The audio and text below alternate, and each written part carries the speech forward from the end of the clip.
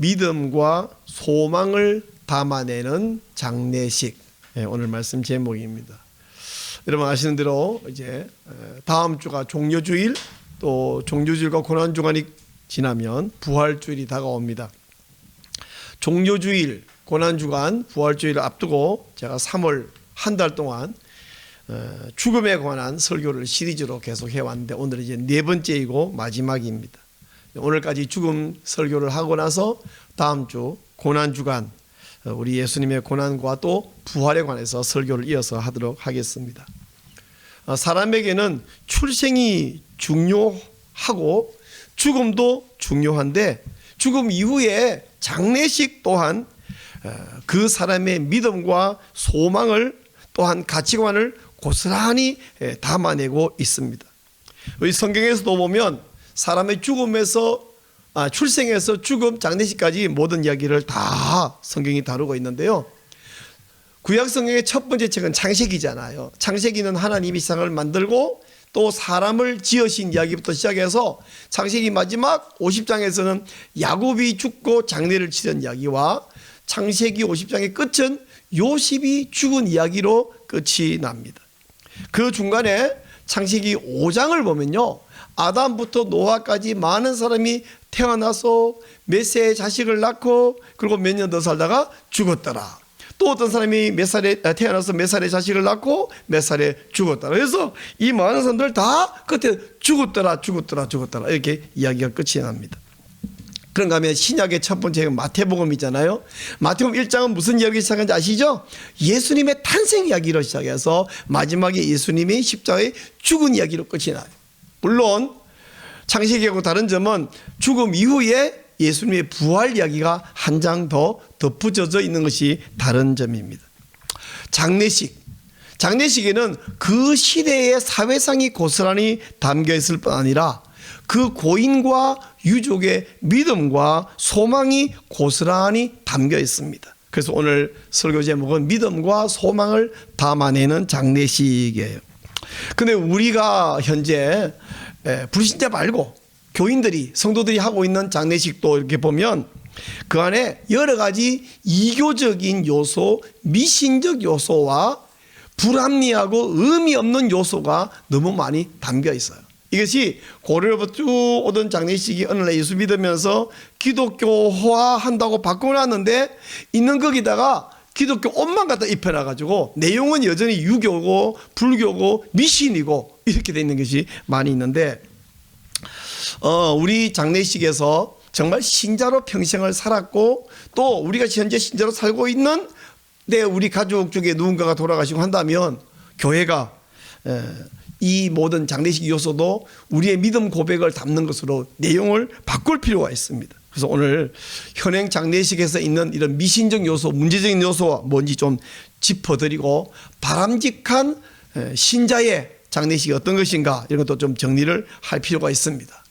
오늘 말씀을 보니까 야곱이 죽었어요. 그랬더니 요셉이 아버지의 시신을 40일 동안 향으로 처리했다. 향으로 처리했다는 말만 들으면 무슨 말인지 빨리 이해를 못할 수 있는데 쉽게 이야기할게요. 애굽의 장례법 아시죠? 미라로 만든 거예요.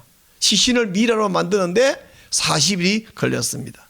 그리고 26절 오늘 읽었습니다만 보면요, 요셉이 죽었을 때도 향으로 처리했다. 그래서 성경에 나온 인물 가운데 죽고 나서 미라가 된 사람은 두 사람, 야곱하고 요셉입니다. 자, 야곱이 죽으니까 애굽 사람이 70일간 애곡을 했다. 왜냐하면 70일간 국장을 치렀다. 한 달 넘게, 아니 2달 넘게 국장을 치렀다는 이야기입니다. 이 정도로 요셉이 위상이 대단했죠. 또 이 70일 국장 이후에 요셉은 야곱의 유언에 따라서 야곱의 시신, 즉 미라를 가지고 이제 가나안 땅에 있는 막벨라 굴에 가서 또 7일간 애곡하며 장례를 치르고 돌아옵니다. 자, 여러분, 사람 하나 죽었는데 뭐 이렇게 난리냐? 70일 플러스 또 7일이면 77일이면 2달 반이네요. 거기다가 40일을 가서 향 재료를 가지고 미라를 만들고 뭐 이렇게 난리치냐 생각이 들기도 하는데 그 당시 요셉의 위상이, 요셉의 지위가 어떠했는지 잘 보여주고 있습니다. 어떻게 보면 하나님을 정말 잘 섬긴 성도에게 주신 하나님의 복이라 이렇게 생각할 수 있어요. 흔히 이런 말 하죠. 결혼식 손님은 부모님 손님이고 장례식 손님은 자식의 손님이래.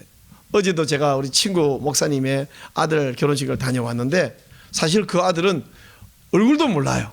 게다가 우리 테이블에 돌아다니면서 인사하던데 저는 어떻게 하다 보니까 그 아들 대면 인사도 못하고 그 혼주만 인사하고 온 거예요. 그 아버지 때문에 한 거지. 내가 결혼한 아들 그 며느리는 관심 없어요. 제가 다시 얼굴 볼 일도 없고. 네, 결혼식 손님은 아버지, 어머니 손님이죠. 그런가 하면 장례식 때는 어때요? 죽은 사람 친구도 오지만 죽은 사람 친구 대부분 죽었거나 늙어서 못 오고 무엇입니까? 자식의 손님이에요. 제가 지난주에도 친구 목사님의 장모님이 돌아가셨다. 두 목사님이나 찾아갔는데 그 장모님 얼굴을 본 적이 없는 사람이에요. 사진 처음 봐요. 영정사진. 그러나 부모님 장례식에 찾아갑니다. 자, 그러면 장례식이 성대하다는 이야기는 뭘 이야기냐? 그 고인이 자녀를 잘 길러놔갖고 자녀가 지금 세상 말로 잘 됐다는 이야기예요. 그러니까 장례식이 이렇게 성대합니다. 그런 의미에서 우리가 죽을 때에 장례식에 손님이 많아야 합니다.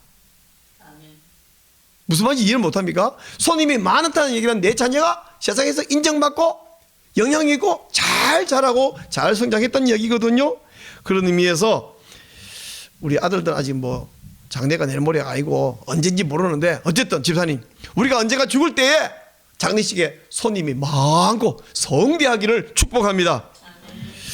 요즘에 그런 말이 있더라고요. 어떤 분이 부친 장례식에 갔다 놓는 꽃을 조화라 그러죠. 조화를 셀프 조화를 갖다 놓는 사람이 있대. 유력 정치인, 유력 연예인 이런 사람 이름을 갖다 리본 달아가지고 자기 돈 가지고 갖다 놓는다는 거예요. 아, 얼마나 슬픈 이야기입니까? 그런 셀프 화환 말고 진짜 그 유력한 사람이 화환도 보내주거나 찾아와 주거나.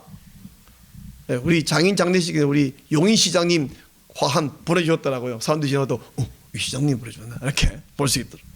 이런 슬픈 셀프 화환 말고 정말 성대할 수 있는 그런 가문으로 복 받으시기를 축복합니다. 장례식에는 그 시대마다 예법이 있습니다. 그래서 그 시대상을 잘 담고 있는데 예수님 시신을 보면 어떻게 했냐면요. 요한복음 19장 40절 이렇게 말해요. 이에 예수의 시체를 가져다가 유대인의 장례법대로 향품과 함께 세마포로 쌌더라 이렇게 말해요.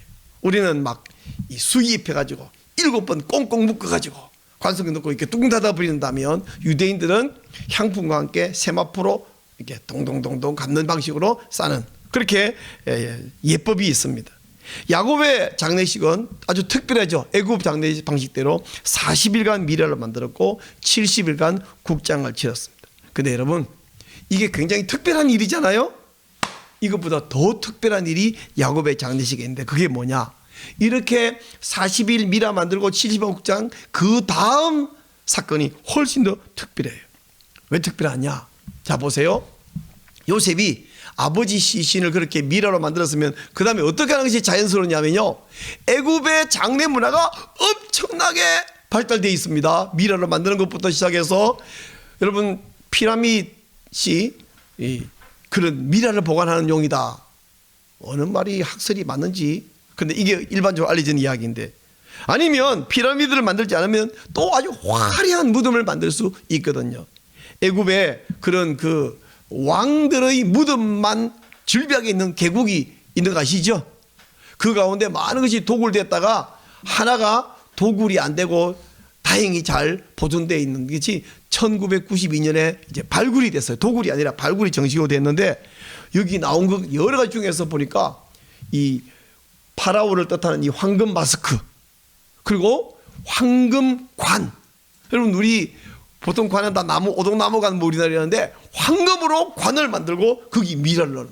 야, 이 외에도 뭐 화려한 것이 아주 많은데 적어도 요셉이면 애굽의 총리면 이 황금관 나온 이 투탕카멘 이 사람보다 한 몇백 년 전인데 요셉도 이것만큼 혹은 이보다 더 화려한 아버지를 위한 무덤을 만들 수 있을 것입니다. 그런데 요셉은 아버지를 위해 미라까지는 만들었지만 그런 화려한 무덤과 황금관을 만드는 대신에 아버지의 시신을 가지고 가나안 땅으로 갔어요. 그리고 막벨라 굴에다가 매장을 했습니다. 왜 이랬냐면 아버지가 그렇게 유언을 했기 때문이에요. 그 유언 속에는 바로 야곱의 신앙, 요셉의 신앙이 고스란히 담겨 있습니다. 그리고 아버지 유언대로 요셉은 그대로 실행을 했어요. 그럼 아버지가 뭐라 유언했는가? 우리 창세기 50장 보겠는데 49장으로 가서 29절 한번 보겠습니다. 40장 29절 30절 한번 같이 읽어보겠습니다. 29절 제가 읽을게요. 내가 그들에게 명하여 이르되 내가 내 조상들에게로 돌아가리니 나를 햇사람 에브론의 밭에 있는 굴에 우리 선조와 함께 장사하라. 30절 이 굴은 가나안 땅 마므레 앞 막벨라 밭에 있는 것이라 아브라함이 햇사람 에브론에게서 밭과 함께 사서 그의 매장지를 삼았으므로 이렇게 말하고 있습니다. 자, 여러분 지금 저 가나안 땅 황량한 그 메마른 땅에 거기 굴이 하나인데 거기다가 내 시신을 장사해라. 그래서 시키는 대로 아버지 시키는 대로 그가 하는 것은 사실은 애굽의 그 막 권력 어마어마한 어쩌면 바로보다 더 대단한 권력 갖고 있는 이 총리 요셉 입장에서 아버지 장사를 거기다 치르는 것은 체면을 확 구기는 짓입니다. 그런데 요셉은 자기 체면을 구겨가면서도 아버지 유언을 지켰어요. 그건 아버지 생각이고 아버지 돌아가셨으니까 끝난 이야기고 이제 내 마음대로 하겠다. 그럴 수도 있겠지만 아버지 유언을 지킨 것은 아버지와 같은 믿음을 가졌기 때문입니다. 여러분 가정 아버지의 유언을 자녀가 대대로 지키는 믿음의 자손, 믿음의 가문이 되기를 축복합니다. 그러면 야곱은 왜 가만히 있으면 자기 무덤이 아주 화려하게 대단하게 할 것 뻔한데 이런 유언을 했을까? 왜 가나안 땅에 있는 막벨라 굴에 장사를 했을까? 그 막벨라 굴은 옛날 자기 할아버지 아브라함, 자기 아버지 이삭이 거기 묻혀 있는 곳이거든요. 그래서 야곱은 우리 선조와 함께 나를 장사하라 이렇게 말했습니다. 야곱이 자기를 막벨라 굴에 장사하라 이것이 바로 그의 믿음의 의지의 표현입니다. 자기는 반드시 가나안 땅으로 돌아가겠다는 거예요. 죽어서라도 가나안 땅 돌아가겠다는데 가나안 땅은 어떤 곳입니까? 하나님의 약속의 땅입니다. 그리고 그 땅을 하나님이 아브라함과 이삭과 야곱과 그의 아들에게 주겠다 약속하셨던 것이거든요. 이로부터 약 400년 후에 모세 시대에 온 민족이 다 함께 결국은 돌아와서 가나안 땅에 살게 됐지 않습니까? 그리고 구약 성도들이 나를 선조와 함께 장사하라, 즉 열조에게 돌아가겠다는 이야기는 바로 하나님께로 돌아간다는 의미요, 하나님 나라로 내가 결국 속한다는 의미입니다. 결국 천국을 향한 그의 믿음과 소망을 담고 있는 거예요. 이야기를 알고 있기 때문에 요셉도 아버지 유언에 토를 달지 않고 아버지 유언을 어기고 거기 애굽에다 장사를 하지 않고 가나안 땅에 와서 장사를 했습니다. 여러분 우리 대대로 정말 이 땅에서 언젠가 떠나면 반드시 하나님 나라에서 눈뜨기를 소망하는 믿음의 가문이 되기를 축복합니다. 여러분 우리가 살아있을 때 믿음을 고백하고 늘 신앙생활을 하고 있잖아요.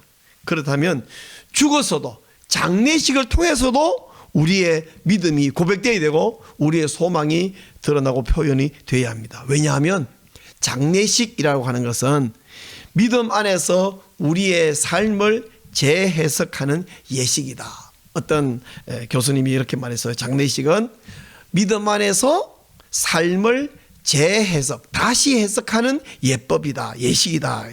그래서 장례식은 고인이 천국을 가라고 빌고 기도해 주는 것이 아니라 살아남은 유족과 성도들이 바로 그 장례식을 통해서 우리 자신의 삶을 돌아보고 우리 믿음을 고백하고 우리의 소망을 재점검하는 예배의 자리, 그게 장례식, 장례 예배이거든요.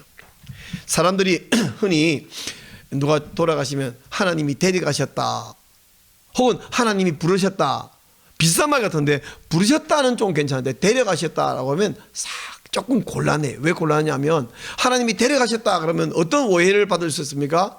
저승사자가 잡아가듯이 이 사람을 하나님이 강제로 끌고 갔다는 오해를 받을 수 있잖아요. 그래서 하나님은 우리를 이 땅에서 데려가는 하나님이 아니라 여기서 육신이 약해지고 병 걸리고 우리가 이 땅에서 너무 지쳐서 더 이상 숨쉬지 못할 때, 영혼이 떠날 때 하나님은 천국에서 우리를 맞아주시는 분이지 여기서 우리를 강제로 끌고 가거나 잡아가는 분이 아니거든요. 그래서 하나님이 부르셔서 가는 것은 맞지만 하나님이 데려가셨다, 끌고 왔다 생각하는 게 아니라 하나님은 천국에서 우리를 맞이해 주시는 분임을 믿으시기 바랍니다. 아멘. 자, 우리 그 어린이들이 요즘은 혼자서 밖에 돌아다니는 게 별로 없는데 옛날에 우리가 어릴 때는 밖에서 그냥 막 마당에 막 뛰어놀았거든요. 그럼 이제 저녁쯤 되면 어때요? 집집마다 철수야, 영희야 막 부르잖아요. 뭐예요? 와서 밥 먹으라. 그러면 손 씻고 와서 밥 먹는데 엄마가 놀이터에 노는 아이를 잡아가는 건가요? 놀이터 놀다 지친 아이, 배고픈 아이를 엄마가 맞이해 주는 건가요? 엄마가 맞이해 주는 것이 집에서 밥 차려놓고 맞이하는 것이지 놀고 싶은 놈을 잡아가는 거 아니잖아요. 그죠?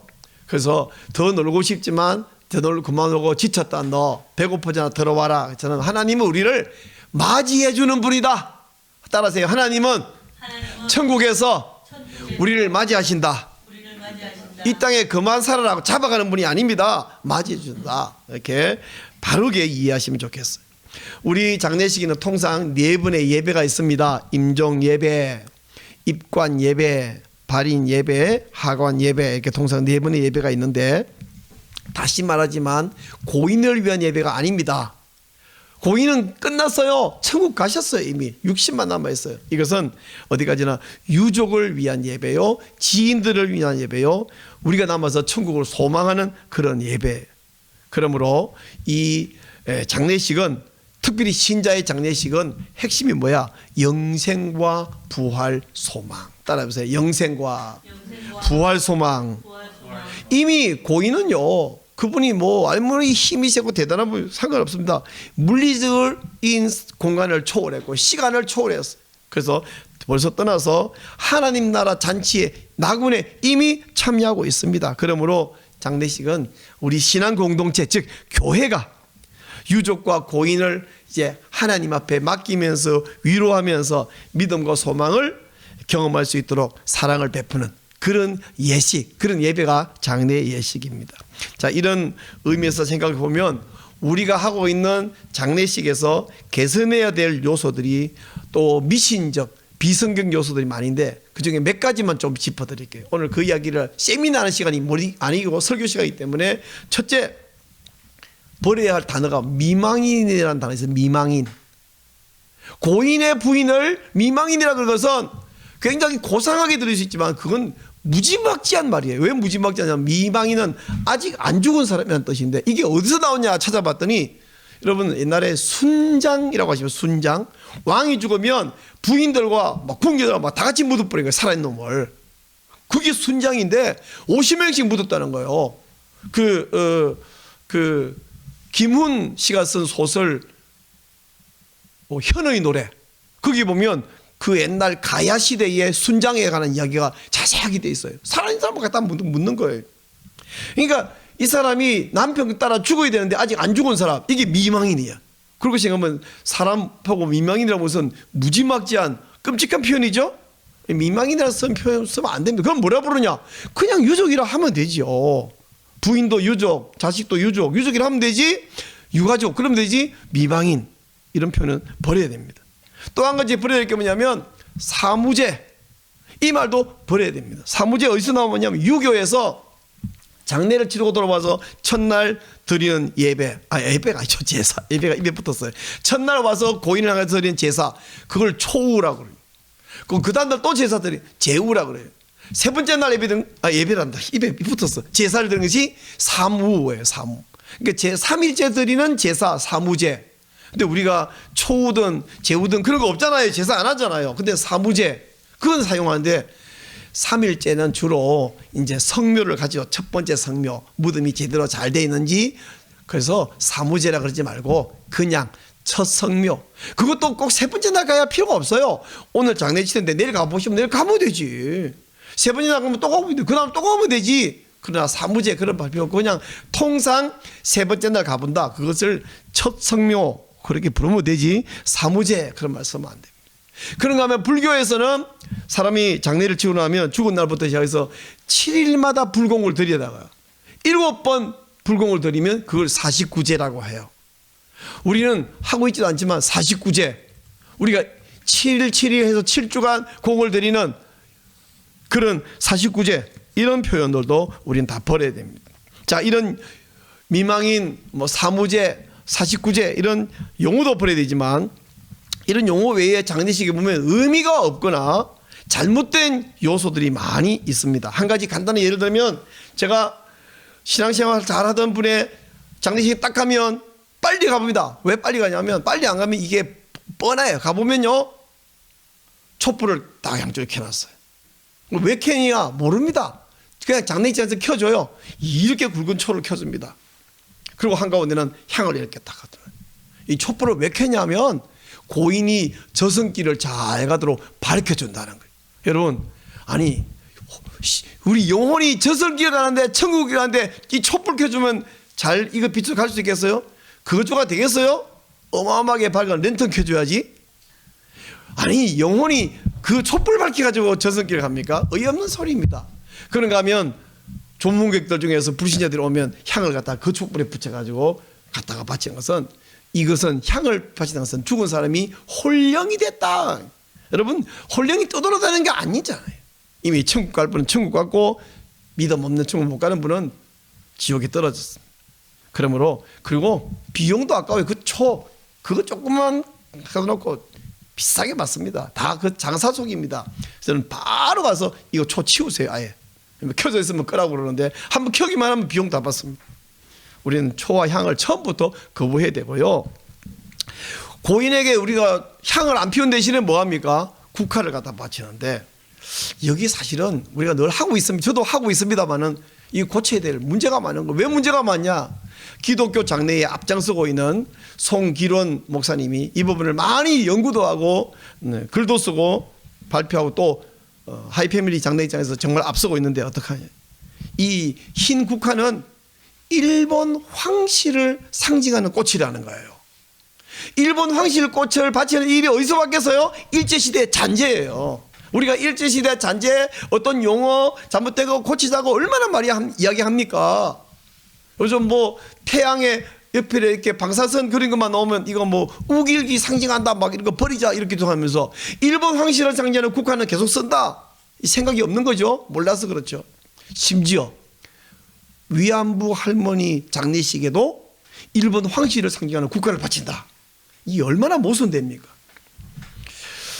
그리고 송기론 목사님 말에 참 재미있는 건 뭐냐면 꽃을 줬다가 이제 조목이 가고 나면 가족들이 어떻게 합니까? 꽃을 다 걷어가지고 다시 꽃병에 꽂아요. 그럼 또 갖다 바치잖아요. 그 송기론 목사님 재미있는 표현이냐면 야 고인이 보면 왜 줬다 뺐니? 나한테 바친 꽃인데 니들 왜 뺐니? 뺏어가니? 라고 하지 않겠냐. 그죠? 고인이 말을 못해서 그렇지 말할 수 있으면 왜 내 건데 니들이 다 걷어가냐? 줬다 뺐냐. 그래서 그럼 어떡하자는 거냐. 진짜 꽃을 한 송이 들고 싶으면 고인이 제일 좋아했던 꽃이 뭐냐. 그 모든 돌아가신 분은 국화 좋아합니까? 장미가 더 좋은 분도 있죠. 제 아내는 수국을 좋아합니다. 어떤 분은 안개꽃을 좋아하겠죠.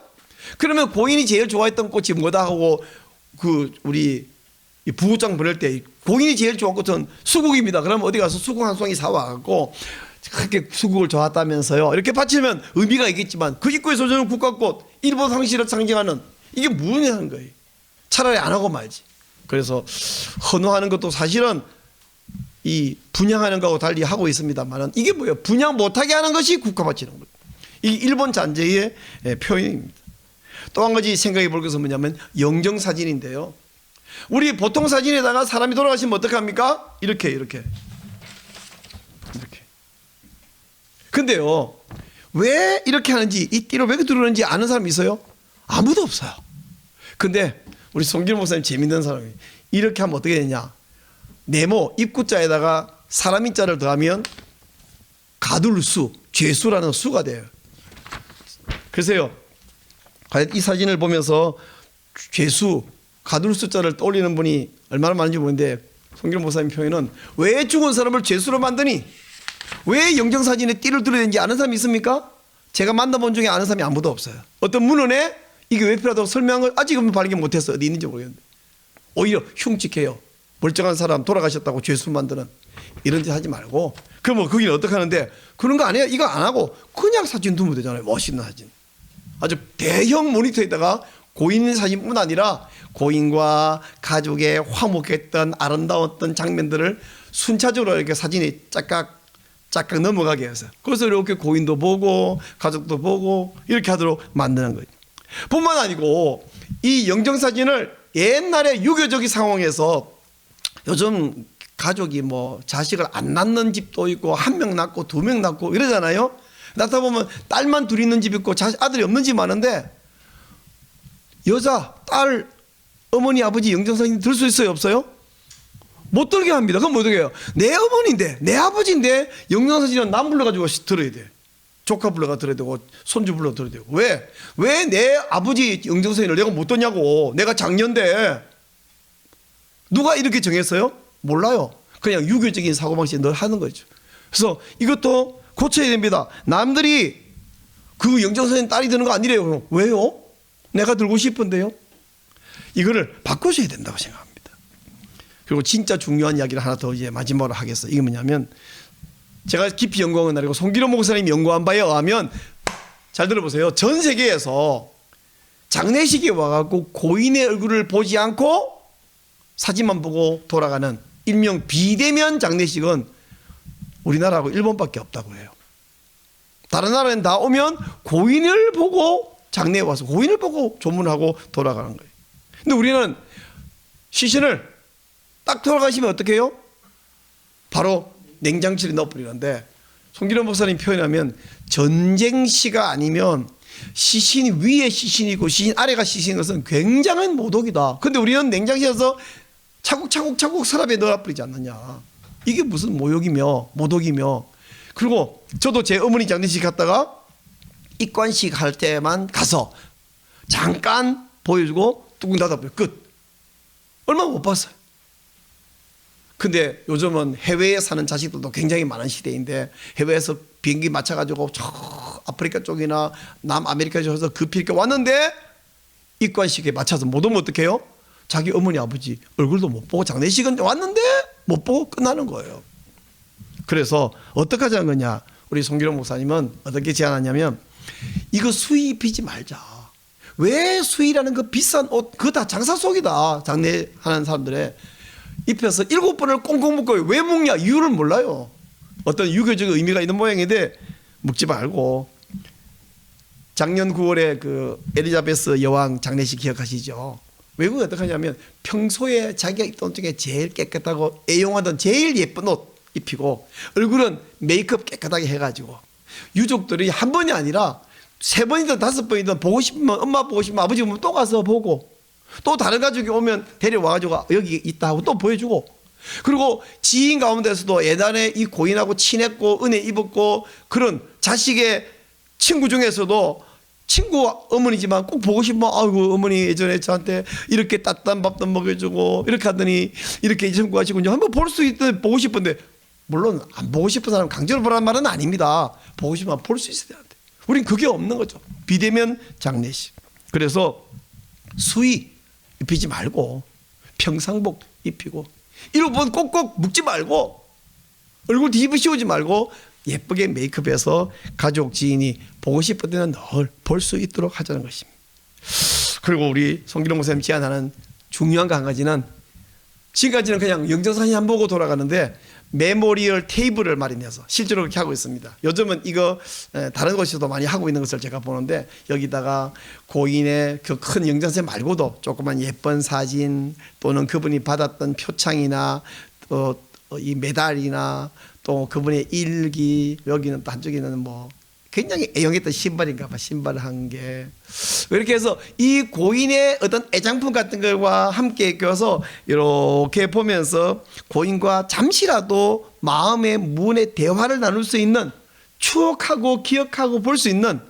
그래서 고인 때문에 왔잖아요. 그러면 고인을 추억해 볼 수 있는 기회가 너무 없는 거라. 시집 가서 잠깐 서 있다고 와서 밥 먹고 떠들고 가. 너무나 형식적이다. 그래서 제가 지난 2주 동안 우리 주보에 하이패밀리 장례식장 방문기를 2주 동안 제가 연재했거든요. 그래서 여기서는 진짜 제가 말한 이것들을 다 하고 있습니다. 한 분만을 위한 이 시신 안치식을 거기는 막벨라 호텔이라는 이름 붙여서 딱 예쁘게 해놨어요. 딱 열고 서랍처럼 딱 빼내면 시신 멋있게 메이크업 해놓은 모습을 볼 수 있도록 이렇게 해놨습니다. 그리고 매우 새로운 것 한 가지는 유족들이 전부 화장장에 함께 가지 않는다는 거예요. 실제로 화장장에 가서 막 그 화구에 뜨거운데 관이 들어가는 모습 보고 막 실신하는 가족들을 진짜로 있습니다. 또 실신까지 아니도 굉장히 그 충격과 트라우마가 큰데 그런 잔인한 일을 왜 하냐. 그래서 어떻게 하냐.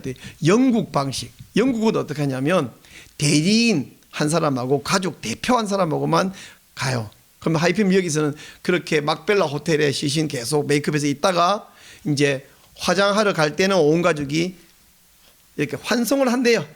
그리고 가서 화장해서 유골 한 오면 그때 이제 놓고 발인 예배를 드리는 거예요. 우리는 발인 예배 드리고 화장장 다 따라가서 온 가족과 성도들 목사 다 따라서 그 화장장 옆에는 또 되게 더워. 그 옆에 공간이 있는데 거기서 막 저도 한두 번이 아니에요. 땀을 줄줄 흘리면서 다 넥타이, 검은 넥타이 메고 거기서 또 예배를 또 드려. 예배 드릴 환경이 아주 안 좋은데. 이래서 영국 방식으로 대리인과 대표만 가서 갔다 와서 유골 한번 놓고 발인 예배 드리고 그리고 그 앞에 있는 수목장에 가서 또 마지막 예식을 하고 이런 장례 방법이 교회마다 요즘 교회당 큰 교회들은 얼마든지 이걸 마음만 먹어 할 수 있는 데서 많이 보급되게 되고 이러면서 요즘은 교인들이 불신자들이 교회를 잘 안 오는 시대예요. 특히 코로나밖에 안 오는 시대에 장례식은 누구나 오거든요. 그죠? 교회에서 정말 바람직한 모습으로 장례식을 잘하면 불신자 친족들이 친구들이 전부 교회 한번 와보게 돼요. 와서 한번 돌아보고 그래서 한 번이라도 교회에 발걸음을 해야 친숙해지고 예수 믿을 가능성이 높아질 거 아닙니까? 그리고 정말 장례식장 야 교회는 장례식 이렇게 하네. 정말 멋있다. 우리도 앞으로 이런 데서 장례하고 싶다. 이런 걸 보여주는 이런 문화를 만들어가면 고인의 믿음, 유족의 믿음, 교회 신앙 공동체의 믿음과 소망이 장례식에 담겨 있어야 한다는 것이죠. 아니 오늘 교회 은혜 받으러 오는데 뭐 장례식 얘기만 길게 합니까? 성경이 장례식 얘기를 얼마나 자상하게 길게 하고 있는데 성경이 그렇게 말하고 있는데 우리가 평소에 이야기 잘 안 하잖아요. 제가 맨날 하는 것도 아니고 오늘 하는 건데 정말 오늘 이제 말씀을 맺겠는데 세상에 태어난 모든 사람은 어떻게 끝나냐면 죽음으로 끝난다. 맞지만 사실은 장례식으로 끝나죠. 그러면 장례식 안에는 고인과 유족의 믿음과 소망을 담아내고 있습니다. 장례식은 고인을 위한 게 아니라 유족과 성도를 위한 것입니다. 장례식에서 우리 믿음 고백 그리고 영생과 부활의 소망이 다 드러나야 합니다. 그래서 우리 교인들 우리 가족들 장례식은 이 장례식을 함으로써 유족들이 정말 우애가 돈독해지고 장례식을 통해서 은혜를 듬뿍 받고 그리고 대대손손 믿음으로 살겠다고 다시 한번 다짐하는 그런 계기가 되기를 소원합니다. 우리는 이교적인 풍습, 불교적, 유교적, 미신적 요소들은 그리고 심지어 비인간적인 요소 이런 것들은 다 제거하고 바꾸고 그래서 가족이 위로받는 장례식, 온 교회가 은혜 받는 그런 장례식을 함으로써 우리가 믿음 고백도 하고 소망이 새로워지고 하나님께 영광 돌리고 불신자에게 아름다운 모습을 보임으로써 전도의 기회가 되는 이런 소망이 담긴 복된 장례식 그렇게 치를 수 있는 우리 성도들 또 우리 한국교회가 그렇게 되기를 간절히 소원합니다.